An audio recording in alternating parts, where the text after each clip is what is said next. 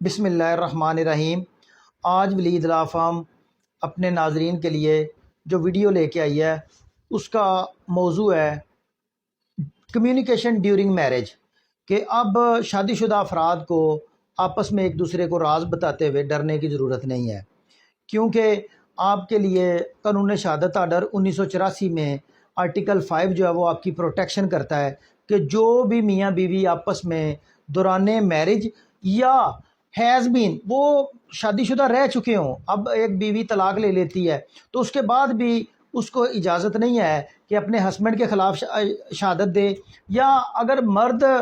तलाक दे देता है तो अब मर्द को बीवी के ख़िलाफ़ तब भी जो उसने ड्यूरिंग मैरिज उसको राज बताए हुए हैं या बातें बताई हुई हैं उसको डिस्क्लोज़ करने की ज़रूरत नहीं है। और यहाँ पर ये भी बात है, ये ज़रूरी नहीं कि बहुत कोई बड़ी बड़ी बातें हों, बड़ी कोई अहम बातें हों या बड़ी माइनर बातें हों। किसी ना माइनर बात आप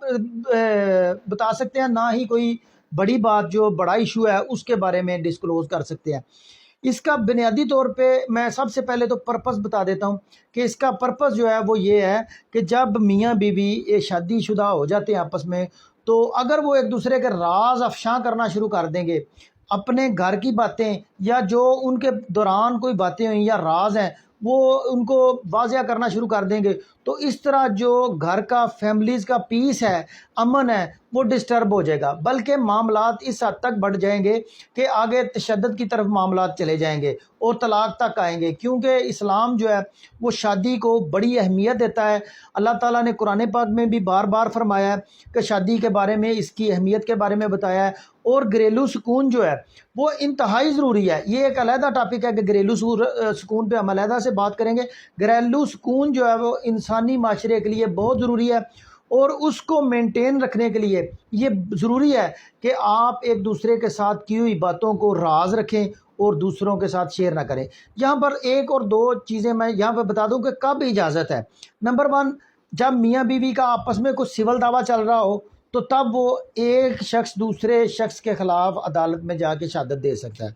या कोई क्रिमिनल केस एक ने दूसरे के ख़िलाफ़ कराया हो और वहाँ पर शहादत की ज़रूरत हो और वो एक दूसरे के ख़िलाफ़, लेकिन यहाँ पर ये कंडीशन लाजमी है कि दोनों का आपस में मामला हो। अब ये नहीं कि मियाँ का अपने किसी साले के साथ केस चल रहा है और बीवी जाके अपने भाई के हक़ में शहादत दे रही है। इस बात पे आर्टिकल 5 जो है कदगन लगाता है कि सिर्फ़ और सिर्फ मियाँ बीवी आपस में की हुई बातों को बतौर एविडेंस एक दूसरे के ख़िलाफ़ इस्तेमाल नहीं कर सकते। और यहाँ पर दो चीज़ें और मैं यहाँ पर बात कर देता हूँ कि प्रोसीजर क्या होगा। इसका प्रोसीजर ये होगा कि एक मियाँ जो है अगर बीवी के ख़िलाफ़ शहादत देना चाहता है या बीवी मियाँ के ख़िलाफ़ शहादत देना चाहती है तो वो अदालत में आके, ये इम्प्लॉयड कंसेंट नहीं होगी बल्कि अदालत में आके दूसरे फरीक को ये बताना पड़ेगा, पहले फरीक को ये बताना पड़ेगा कि अगर ये मेरे ख़िलाफ़ अदालत में कोई शहादत देता है तो मुझे इस पे कोई उज़र एतराज़ नहीं है, या कोई उनका रिप्रेजेंटेटिव इजाज़त दे दैन वो इजाज़त है, अदरवाइज़ जो है वो इजाज़त नहीं है। अब लास्ट पे मैं जो बड़ी अहम बात करने लगा हूँ कि ये कंडीशन सिर्फ़ और सिर्फ वैलिड मैरिज पे है, वाइड मैरिज पे नहीं है। अब वैलिड मैरिज क्या है, वाइड मैरिज क्या है, ये अलहदा से टॉपिक बनता है, लेकिन मैं वाइड मैरिज को थोड़ा सा एक्सप्लेन कर देता हूँ कि वाइड मैरिज वो है कि जिसके साथ आपकी शादी नहीं हो सकती। मिसाल के तौर पे कुछ रिश्ते ऐसे हैं जिनके साथ शादी मर्द की नहीं हो सकती, उनमें से मर्द की माँ है, मर्द की बहन है,